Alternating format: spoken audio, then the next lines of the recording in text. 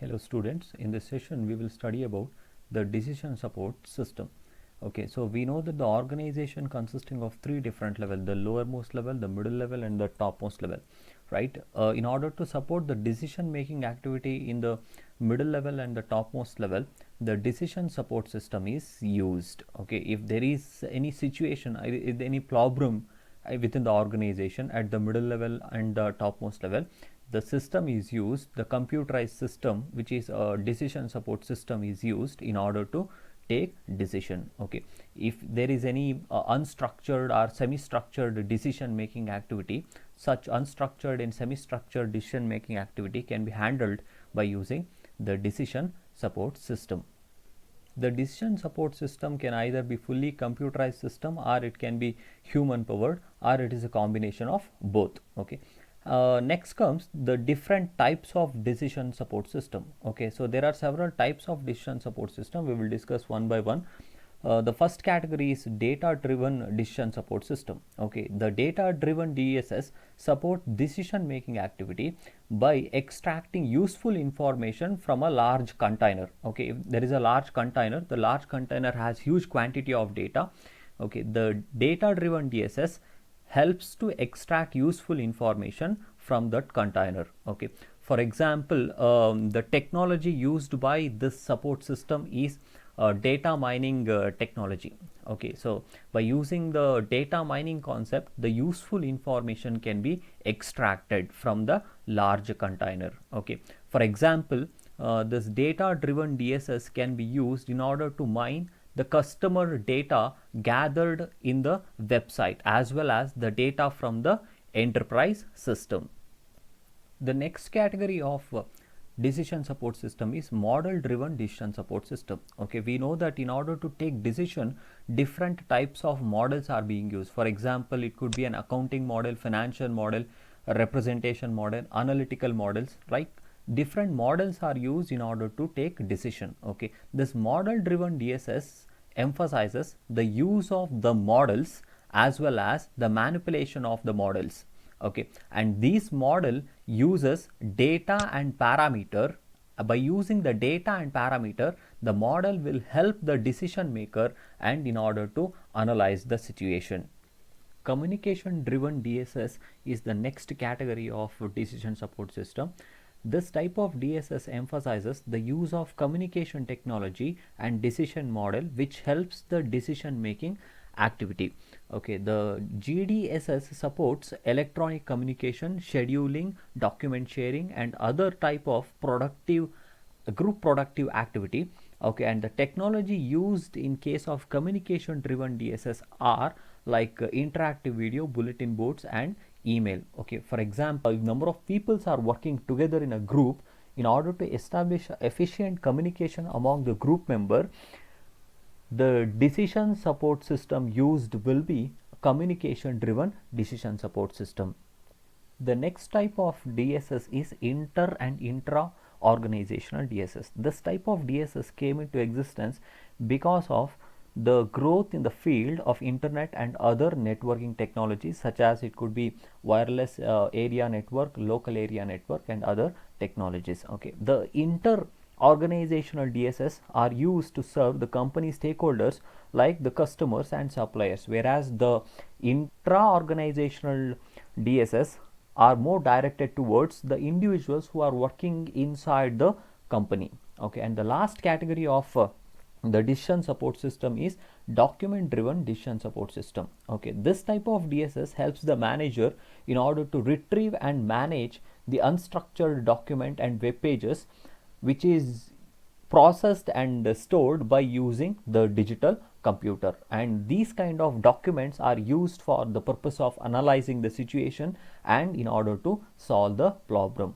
Okay, the document that are retrieved and managed by the decision maker are like company policies, procedure, product specification, catalogs, and it could be corporate historical data. These kind of data are used by the managers in order to make any kind of decision. So that's the last category of the decision support system.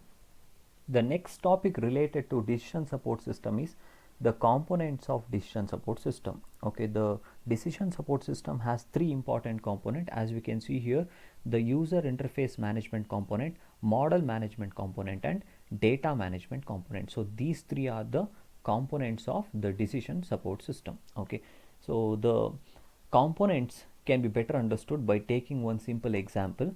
Okay, imagine that the organization have a problem, that is, the organization is planning to spend money for advertising.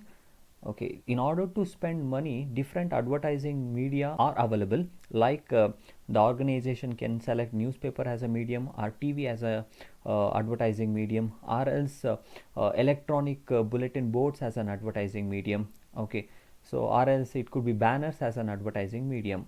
Each advertising medium has its own advantage and disadvantage, right? So among these advertising medium, the organization has to select one.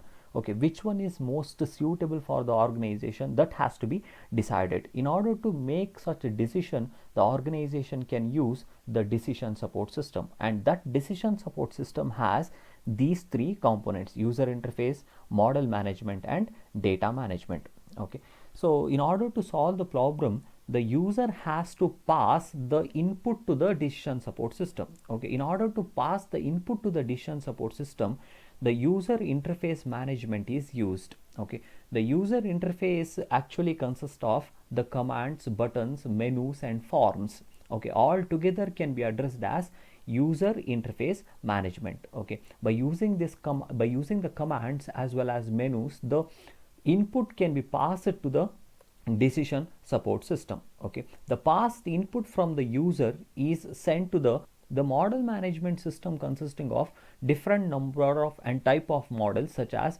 what if model, optimization model, statistical model, mathematical model, business model. Okay, by using these model, it is possible to analyze the situation, and it is possible to select the best possible advertising media for the organization. Okay, these model require data in order to analyze the situation. Okay, and the data needed by the model can be found in another component called as data management component. Okay, management component can be internal information, or it can be external information, or it can be personal information. Internal information or organization information, in the sense the information that flow within the organization. Okay, external information in the sense the information that belongs to the outside boundary of the organization. Okay, personal information in the sense the organization may consisting of some experts. Okay, experts have years of experience in a particular domain. Okay, they have a knowledge regarding a particular domain, and such knowledge can be used in order to solve any problem and in order to find solution to any situation. Okay, so the data from this data management component is passed to the model management system. Okay, and that data is used by one of these model. It may be used by either what if model, optimization model, or by the statistical model, and a solution is obtained, and the solution is given as an input to the user through the user interface. Okay, thereby the user can get the solution for the problem, such as where to spend money for advertising in the next year. So in this way, this block diagram can help us to understand the different component that the decision support system consists of.